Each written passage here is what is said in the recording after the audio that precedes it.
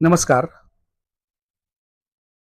ग्रंथालय चळवळीचा इतिहास लिहायचा झाला तर काही व्यक्तिमत्वे केवळ ग्रंथपाल म्हणून नव्हे, तर ग्रंथ संस्कृतीचे उपासक म्हणून कायम स्मरणात राहतात. कृ. मु. उजळंबकर, रघुनाथ पारखी यांच्याप्रमाणेच ग्रंथवेडाने झपाटलेले आणखी एक विलक्षण व्यक्तिमत्व म्हणजे श्रीकृष्ण बापूराव अर्थात श्री बा जोशी.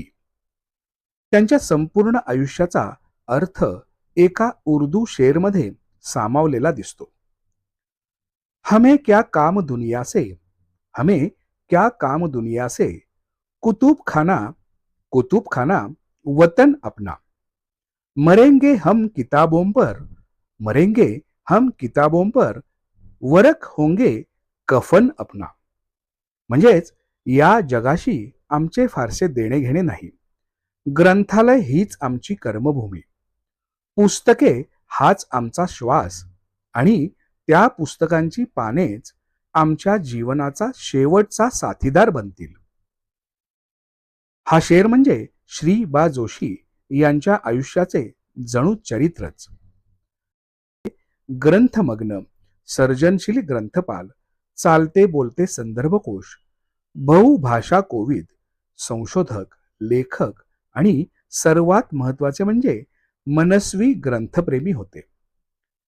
ग्रंथालय शास्त्राची पदविका घेतल्यानंतर 1957 साली त्यांनी कोलकाता येथील भारतातील सर्वात मोठ्या राष्ट्रीय ग्रंथालयात राष्ट्रीय ग्रंथसूचीच्या मराठी विभागाचे संपादक म्हणून कार्य सुरू केले. तब्बल 32 वर्षे त्यांनी या ज्ञान मंदिराची सेवा केली. 25 लाखांहून अधिक ग्रंथांचा खजिना त्यांच्या सहवासात होता. मराठी, संस्कृत, हिंदी, इंग्रजी, बंगाली आणि गुजराती अशा अनेक भाषातील साहित्य त्यांनी आत्मसात केले.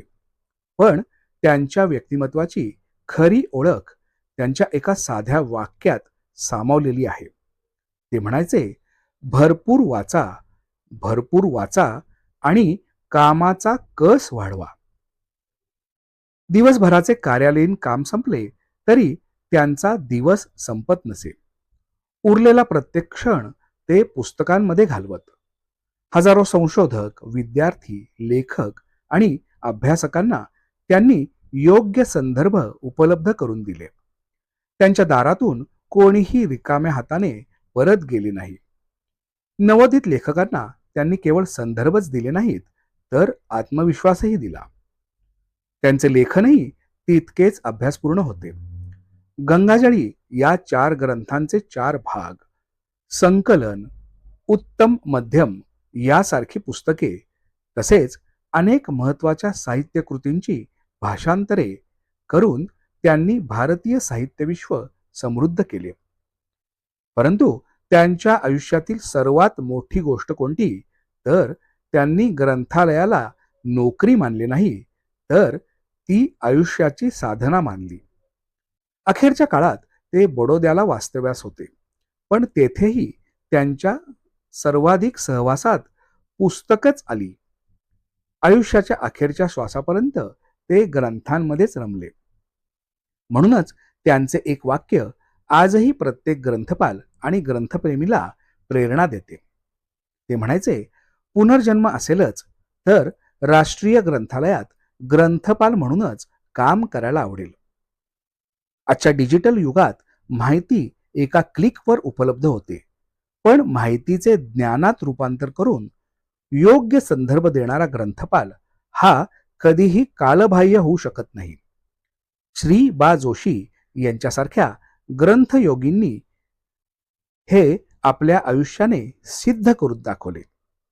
राष्ट्रीय ग्रंथपाल दिनानिमित्त या मनस्वी ग्रंथप्रेमीला विनम्र अभिवादन. अशा ग्रंथवेड्या व्यक्तिमत्वांचे कार्य नव्या पिढीपर्यंत पोहोचवणे, वाचन संस्कृती जपणे आणि ग्रंथालयांना समाज जीवनाच्या केंद्रस्थानी आणणे हीच त्यांना खरी आदरांजली ठरेल.